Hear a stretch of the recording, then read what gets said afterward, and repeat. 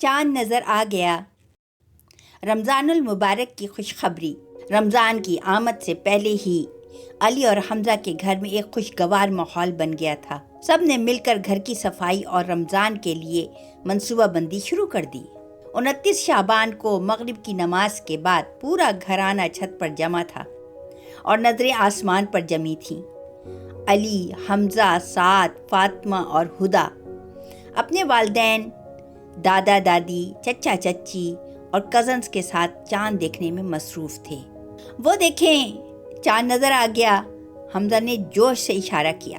الحمدللہ، رمضان مبارک، اللہم احلہ علینا بالامن والایمان والسلامت والاسلام، ربی و ربک اللہ۔ دادا ابو نے سب بچوں کو اپنے پاس بلایا اور کہا، بچوں، رمضان کا مہینہ برکتوں اور نیک اعمال کا ہے۔ اس مہینے میں ہمیں اپنے دن بہتر طریقے سے گزارنے کی عادت ڈالنی چاہیے۔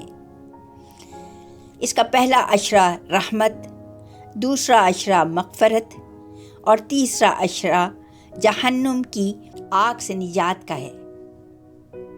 انہوں نے سورہ بقرہ کی آیت نمبر 183 کی تلاوت کی۔ یا ایھا الذین آمنوا کتب علیکم الصیام کما کتب علی الذین من قبلکم لعلکم تتقون۔ اے ایمان والوں، تم پر روزے فرض کیے گئے ہیں جیسے تم سے پہلے لوگوں پر کیے گئے، تاکہ تم پرہیزگار بن جاؤ۔ روزہ صرف بھوکا پیاسا رہنے کا نام نہیں، بلکہ صبر، تقوی اور دوسروں کا خیال رکھنے کا درس دیتا ہے۔ نبی اکرم صلی اللہ علیہ وسلم نے فرمایا، جب رمضان آتا ہے تو جنت کے دروازے کھول دیے جاتے ہیں، جہنم کے دروازے بند کر دیے جاتے ہیں اور شیاطین جکڑ دیے جاتے ہیں۔ امی نے بچوں سے کہا، تو پیارے بچوں، آپ بھی رمضان کے اس مہینے کا شاندار آغاز کیجیے، چھوٹی چھوٹی اچھائیاں کریں اور اللہ کو خوش کریں۔ رمضان کی یہ گھڑیاں بہت قیمتی ہیں، ان کو موبائل فون، ٹی وی اور کھیل کود میں ضائع نہیں کرنا۔ بچوں نے عہد کیا کہ وہ اس رمضان میں زیادہ سے زیادہ نیک اعمال کریں گے۔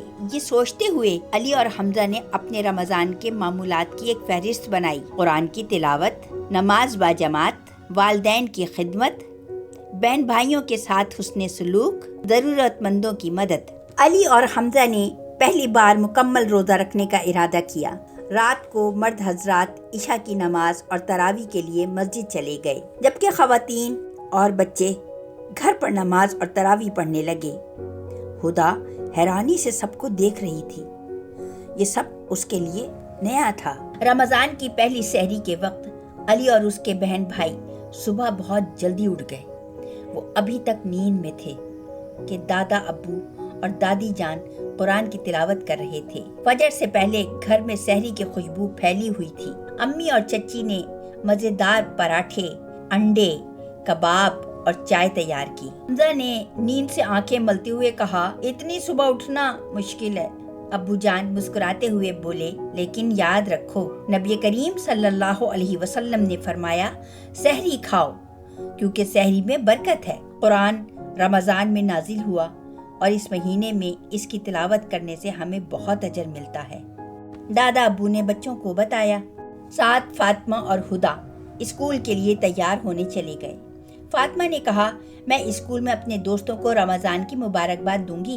اسکول میں ان کے استاد نے رمضان کی اہمیت اور قرآن پڑھنے کی فضیلت پر بات کی۔ سعد اور حمزہ نے اپنے دوستوں کے ساتھ رمضان کی اہمیت کے بارے میں بات کی۔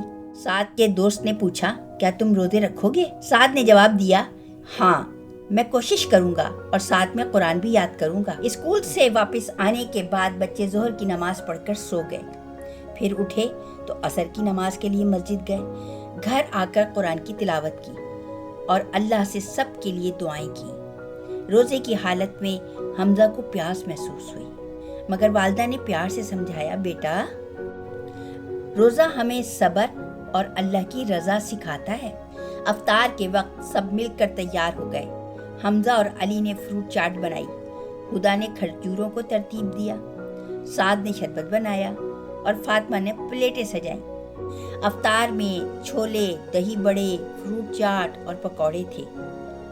جو رمضان کے روایتی پکوان ہیں۔ افطاری کے بعد سب نے تھوڑی دیر آرام کیا اور پھر تراویح کی نماز کے لیے تیار ہو گئے۔ ابو نے کہا رمضان کی راتیں اللہ سے جڑنے اور اس کی رضا حاصل کرنے کا وقت ہے۔ دادا ابو نے بچوں کو بتایا تراویح کی نماز رمضان کی خاص عبادت ہے۔